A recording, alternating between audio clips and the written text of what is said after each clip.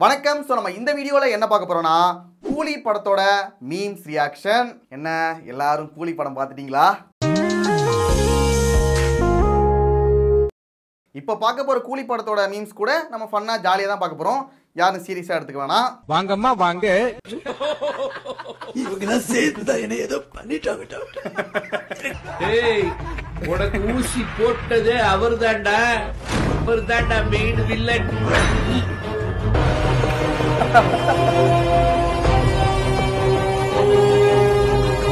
இந்த மாதிரி மீம்ஸ்லாம் நிறைய வந்துச்சு.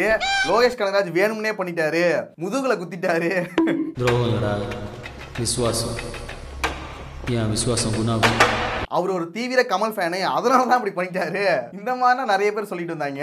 அது தப்பாயிடும், அது தப்பாயிடும். ஆனா ஒண்ணு சார், நான் கமல் ஃபேன் சார். நான் கேட்டேனா கேட்டிருக்கணும்ல.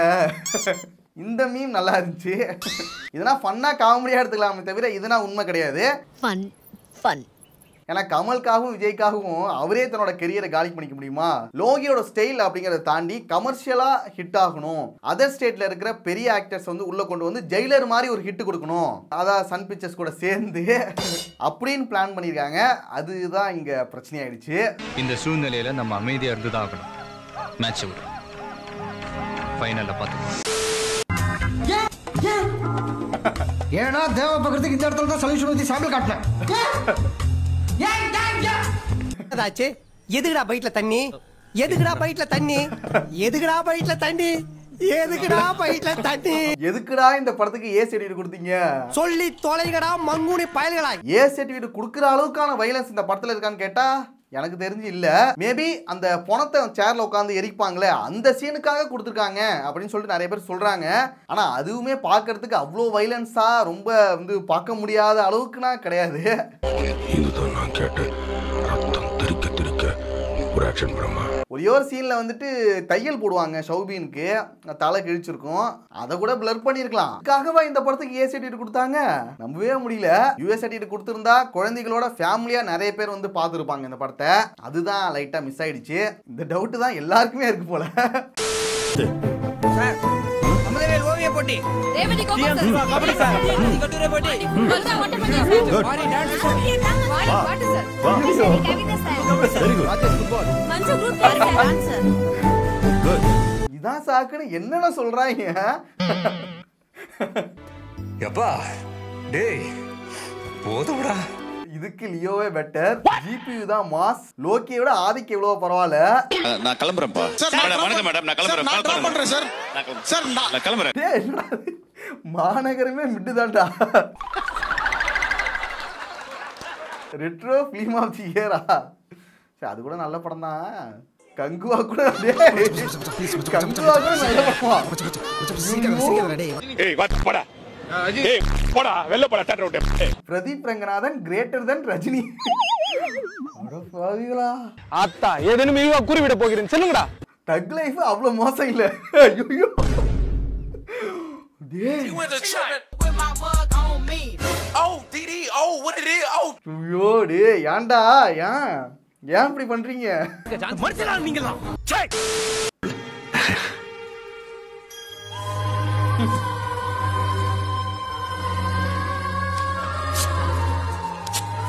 1000 கோடிங்கிறது கனவாவே போயிடுச்சேடா. கண்மூடும் வேளையும் கனவா பார்த்திபா. ஃபர்ஸ்ட் அவங்களோட டார்கெட் 1000 கோடிங்கிறதே இல்ல. நீங்களா தான் சொல்லிட்டு இருக்கீங்க 1000 கோடி 1000 கோடி 1000 கோடின்னு. அவங்களுக்கு அந்த ஐடியாவே இல்ல. 1000 கோடி அடிக்கணும்னா அதுக்கு ஏத்த மாதிரி ஸ்டோரி இருக்கணும், ஸ்கிரீன் பிளே இருக்கணும், வருஷங்கள் மெனக்கெடணும், ப்ரொமோஷன் நல்லா பண்ணணும். நம்ம ஸ்டேட்ல மட்டும் ப்ரொமோஷன் பண்றது பத்தாது, சூப்பர் ஸ்டாரா இருக்கட்டும், இதுல நடிச்ச எல்லா நடிகர்களும் போயிட்டு ப்ரொமோட் பண்ணணும், எல்லா ஆடியன்ஸ்க்கு ஏத்த மாதிரியும் படம் எடுக்கணும், அவங்க கல்ச்சர் கூட கனெக்ட் ஆயிருக்கணும், இல்ல கடவுளை வச்சு சிம் பண்ணணும், இல்ல அங்கங்க கிளாமர் காட்டணும். இந்த மாதிரியான கமர்ஷியல் கர்மங்கள்லாம் குமிஞ்சு கிடக்கணும். அரசியல் பாத்தீங்கன்னா இப்படிதான் பரபரப்பா ஏதாவது பண்ணிக்கிட்டே இருக்கணும். நிறைய ஃபேக்டர்ஸ் இருக்கு. இதெல்லாம் விட்டுட்டு நீங்க 1000 கோடி 1000 கோடின்னு போயிட்டு இருந்தா எப்படா வரும்? தவறுதெல்லாம் வந்துருச்சுங்க, தப்பா நினைச்சுக்காதீங்க. இந்த 1000 கோடி 2000 கோடி எல்லாமே வெறும் நம்பர் கேம் தான். ஏய் இந்த நம்பர் 1 நம்பர் 2 எல்லாம் பாப்பா விளையாட்டு. இப்ப பாருங்க, கூலி வந்து ஃபர்ஸ்ட் டே கலெக்ஷன் வந்து 151 கோடியா. இதுக்கு முன்னாடி லியோவோட ஃபர்ஸ்ட் டே கலெக்ஷன் வந்து 148 கோடி. அதை விட ஒரு 3 கோடி அதிகம். என்னன்னா அதை தாண்டி இருக்கணுமா? அந்த 100 மீட்டர்ஸ் எவ்வளவு செகண்ட்ஸ்ல ஓடி இருக்கா? 30 seconds மேடம். அவ்வளவா? Yes madam. கொஞ்சம் கம்மியா பார்த்து போடுப்பா. நீங்களே சொல்லுங்க மேடம் எவ்வளவு போடலாம்னு. ஒரு 5 6. அடுத்து ஜனநாயகன் படத்துக்கு 155 கோடி இல்ல 200 கோடி அப்படி இறங்கிடுவாங்க. ஆல்ரெடி சொல்லிட்டாங்க. இதெல்லாம் உண்மையான்னு கேட்டா யாருக்கு தெரியும், சும்மா அடிச்சு விட வேண்டியதான். சும்மா 500 crores 1000 crores சும்மா பேப்பர்ல போடுறது. அதனால அவங்க எத்தனை கோடி வேணா போட்டுக்கிட்டோம். 500 கோடி போட்டோம், 1000 கோடி போட்டோம், 2000 கோடி போட்டோம், 5000 கோடி போட்டோம். அது நமக்கு முக்கியம் இல்ல, நமக்கு நல்ல படம் வந்தா போதும், அவ்வளவுதான். சும்மா 300 400 அடிச்சு விட்டு போறது. இது ஆமாண்டா, இவராடா லோகிப்க கையை பிடிச்சி கிஸ் அடிக்கணும். நான் உருடா பெரிய பேர் செருப்பு போடணும் படம் பாக்குறேன். அதான் என் மனசு ரொம்ப கவலையா. ஏங்க அங்க புக் பண்ணும்போது இந்த வாங்கி 1000 கோடி அடிக்கணும். 5 தலை பாம்பே படம் எடுத்துதுங்க, பாபா உனக்கு இறங்கிச்சு. எனக்கு வந்து கூலி படத்தை பார்க்கறத விட இவரை பார்க்கணுங்க தான் ரொம்ப ஆசை. எனக்கு அவ்வளோ சந்தோஷம். நான் தான் சொல்றேன், அகர முதல் எழுத்தெல்லாம் ரஜினி பகவான் முதட்டே கற்க கசடர இற்றபின் ரஜினி அதற்கு தக தன்னஞ்செறிவது பொய்க்கத அதற்கு பின் ரஜினியே அதனை சுட். யார் சொன்னது? அந்த பிளாஷ்பேக் மட்டும் படம் ஆரம்பத்துல இருந்தே வைப்பு தான். காலை தூக்கி தலைகை நினைக்கிறாங்க என் ஃப்ரெண்டு. தலைகை நின்னுக்கிறாங்க வைப்பு, தலைகை நினைக்கிறாங்க. என்ன பண்றீங்க? நாங்களாம் 9 மாசம் குழந்தையா இருக்கும்போது கோவா கோவான்ல கூலி கூலிடணும். இவர் பேசுறது நல்லா இருக்கு, காமெடியா இருக்கு. இவரை போயிட்டு இன்டர்வியூ எடுத்து திவாகர் மாதிரி ஆக்கி விட்டுறாங்க. இவர் அப்படியே விட்டுருங்க. ஆமா, இந்த திவாகர் என்னன்னா, திவாகரோட ஐடி கூட இப்ப டெர்மினேட் ஆயிடுச்சுடா. என்ன ஆட்டம் ஆடினடா. திவாகரோட ஐடி இப்ப காணும், எங்க போச்சு, என்ன ஆனானே தெரியல. எல்லாம் ரிப்போர்ட் அடிச்சு தூக்கிட்டாங்களா, என்ன ஆச்சுன்னு தெரியல.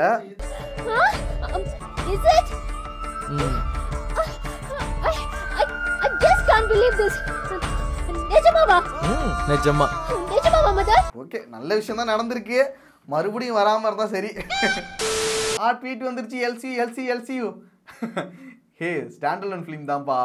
ஓ, ஸ்டாண்டலோன் தானா? இந்த படம் ரிலீஸ் ஆகிறதுக்கு முன்னாடி லோகேஷ் கனகராஜ் ஒரு ஸ்டேட்மெண்ட் ஒன்று விட்டாரு. வழக்கம் போல பண்ணுவார்ல, அது போலதான். அதுல வந்துட்டு இவங்க எடிட் பண்ணி போட்டுருந்தானுங்க. கூலி படத்தை பாக்குறதுக்கு முன்னாடி தக் லைஃப் படம் பாத்துடுவாங்க, லால் சலாம் பாத்துடுவாங்க, அந்த மாதிரி தான் போட்டிருந்தாங்க. அப்ப பார்க்கும்போது சிரிச்சேன், ஆனா இப்ப பார்க்கும்போது உண்மையாவே பார்த்துருக்கலாம் போல. இதெல்லாத்தையும் பார்த்துட்டு போயிருந்தா இது இன்னுமே ஒரு சூப்பரான படமா இருந்திருக்கும். கூலிக்கே இந்த அடி வாங்குது, அங்க ஒருத்தன் கேசரி கிண்டிட்டு இருக்கான். பார்ப்போம், அடுத்து வந்து ஜனநாயகன் படம் என்ன ஆக போகுதுன்னு தெரியல. ஆனா பகவந்த் கேசரி படம் வந்து நேஷனலோட வாங்கிட்டுன்னு சொல்றாங்க. என் முன்னாடி ஹெட்வைட் காமிச்சா எங்க ஹெட்போன் வரும், என் பீட்டை நானே கேட்பேன், என் ஹீட்ல நான் தான் இருப்பேன், வண்டி யாரு? அந்த ஷௌபின் தான் வண்டியில துரத்திட்டு வரான்னு தெரியுதுல. கார் கண்ணாடியை மூடணும்னு ஒரு பேசிக் அறிவு கூட இல்லையாமா. எல்லாரும் பாண்டிச்சேரிக்கு பிக்னிக் போற மாதிரில போயின்னு இருக்கீங்க. இந்த சீன் பார்க்கும்போது என்னடா இது இப்படி எடுத்து வச்சிருக்காங்க அப்படிங்கிற மாதிரி தான் தோணுச்சு. ஏன்னா பப்ளிக்கா ஸ்ருதிஹாசனை வந்துட்டு ஷௌபின் வந்து துரத்திட்டு போயிட்டு இருப்பாரு, யாருமே கண்டுக்க மாட்டாங்க. ரயில்வே ஸ்டேஷன்ல கூட யாரும் கண்டுக்க மாட்டாங்க, ஒரு போலீஸ் கூடவா இல்ல. அது மட்டும் இல்லாம ட்ரெயின்ல எல்லாரும் முன்னாடி போட்டு அடிச்சுக்கிட்டு இருப்பான். இந்த சீனை மட்டும் வேற மாதிரி பண்ணிருக்கலாம். ரொம்ப ஓவரா லாஜிக் மிஸ்டேக் மாதிரி தோணுச்சு. இந்த மொத்த பில்டிங்ல அது மட்டும் தான் உங்களுக்கு பிரச்சனை இருக்குல்ல?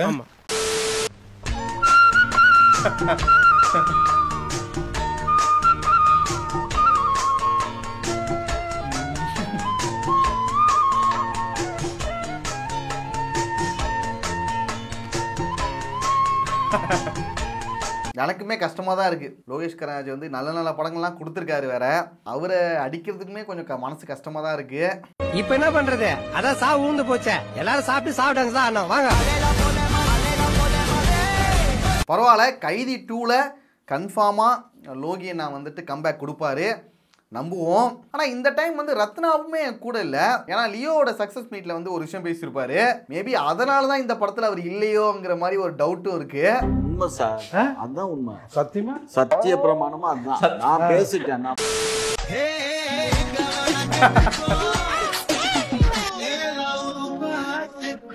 இருக்குடா, அனிருத்தே உண்மையா வந்து ஆடின மாதிரி இருக்குடா. கூலி படத்துல பண்ண டிஏஜிங்க விட இது நல்லா இருக்குடா. எவ்வளவு சூப்பரா பண்ணிருக்காங்க.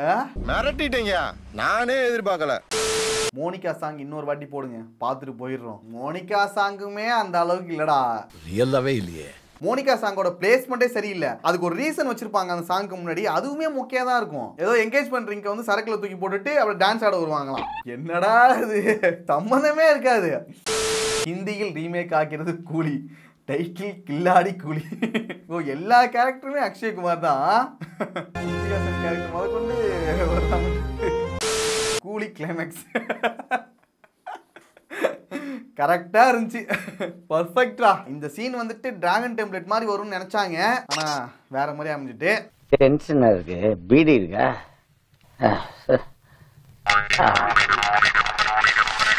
ஆனா 3 பேருமே பீடி ஊதுற சீன் நல்லா தான் இருந்துச்சு, காமெடியா இருந்துச்சு. என்னதுடா இது? துண்டு பீடியா? எங்கடா 100 பாஷா, இதுல ஒரு பாஷா கூட காணும். 100 பாஷா அளவுக்கு பேசுறாங்க. அதெல்லாம் நினைச்சாதான் கஷ்டமா இருக்கு.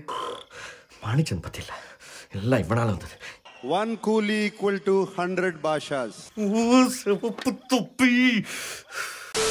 Rolex R Taha? ரோலெக்ஸ் தான். அமீர் கானை வந்துட்டு ரோலெக்ஸ் மாதிரி கொண்டு வரணும்னு நினைச்சிருக்காங்க.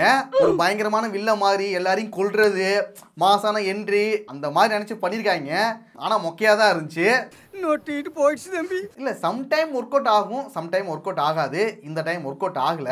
எல்லா டைமும் ஒர்க் அவுட் ஆகிட்டு இருக்கும். அதே ஒரு டைம் ஒர்க் அவுட் ஆனிச்சா அதோட விட்டுருணும். அதுக்கப்புறம் மறுபடியும் புஷ் பண்ணி கொண்டு வரக்கூடாது.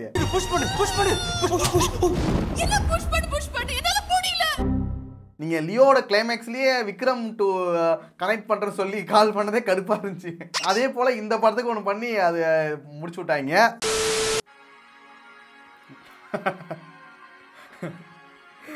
டே மச்சான் வேணாண்டா, அதை மட்டும் பண்ணிடாத. நல்ல வேலை பண்ணலடா. பண்ணாம இருந்த வரைக்கும் நல்லது. நல்ல வேலை நீ எதுவும் செய்யல. மோஸ்ட் வெல்கம் அம்மா. அதான் மேன்ஷன்ல நல்லா சண்டை போடுற 18 இல்ல 19 பேர் வச்சிருக்கீல, அதுல யாரையாவது அனுப்ப வேண்டியது தானே. ஸ்ருதியை காப்பாற்ற ஒன்றுத்துக்கும் ஆகாத 3 மட்டு பயல்களை அனுப்பி வச்சிருக்க. இந்த கேள்வி தான் எனக்குமே இருந்துச்சு. அதான் 19 பேர் மாசா இருக்காங்க, அவங்கள அனுப்பி வச்சிருக்கலாம்ல. அதை விட்டுட்டு ஒன்றுத்துக்குமே ஆகாத ஒரு 2-3 பேர் சண்டை தெரியாத 2-3 பேர் அனுப்பி வச்சிருப்பாங்க. ஸ்ருதிகாசனை காப்பாற்றுற சீன்ல வந்து உபேந்திரா வந்துதாங்கன்னு வச்சுங்க, செம்ம மாசா இருந்திருக்கும். நீங்களே சொல்லுங்க ப்ரோ. எப்படினா இப்படி கிழிச்சிரோம் ப்ரோ. தேட்டை இப்படி கிழிச்சிருவாங்க. உபேந்திரா வந்து இந்த ரூம்ல தான் இருக்க போறாருன்னு சொல்லிட்டு நமக்கு ஸ்டார்டிங்லேயே தெரிஞ்சிடும். அவரை எப்படா ரிவீல் பண்ண போறீங்கன்னு சொல்லிட்டு வெயிட் பண்ணிக்கிட்டு இருந்தேன். ஆனா ஒரு மொக்க சீன்ல ரிவீல் பண்ணுவாங்க.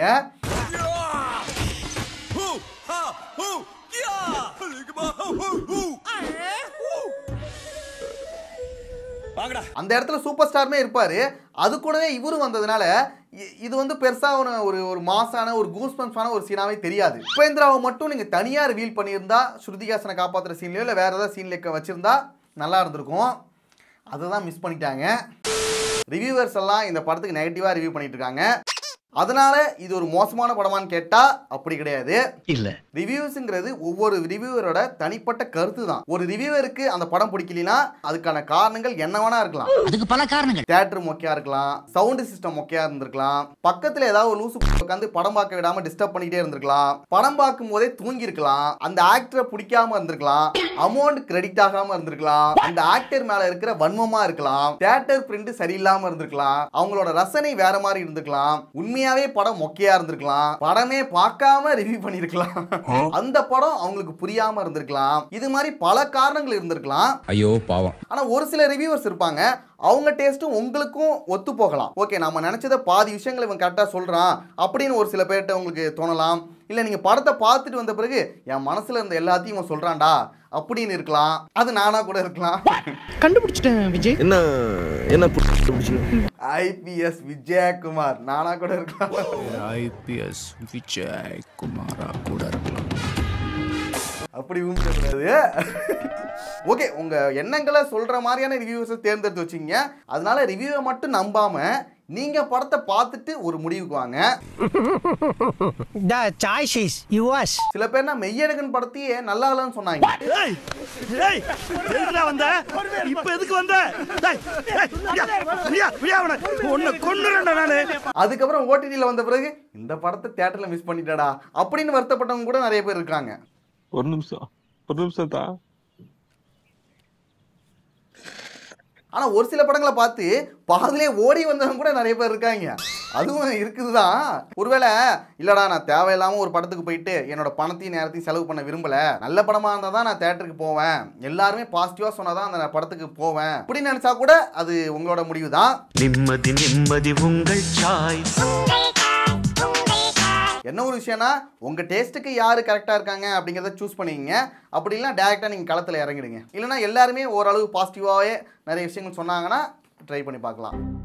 ஒவ்வொரு ரிவ்யூவரோட ரிவ்யூவுமே அவங்களோட சொந்த தனிப்பட்ட கருத்து மட்டும்தான். அது ஒட்டுமொத்த மக்களோட கருத்தாகவும் ரசனையாகவும் எப்போதுமே இருக்காது. அதை மட்டும் மைண்டில் வச்சுக்கோங்க. You're goddamn right. ஓகே, அவ்வளோதான் வீடியோ. நெக்ஸ்ட்டு ஒரு வீடியோவில் பார்க்கலாம்.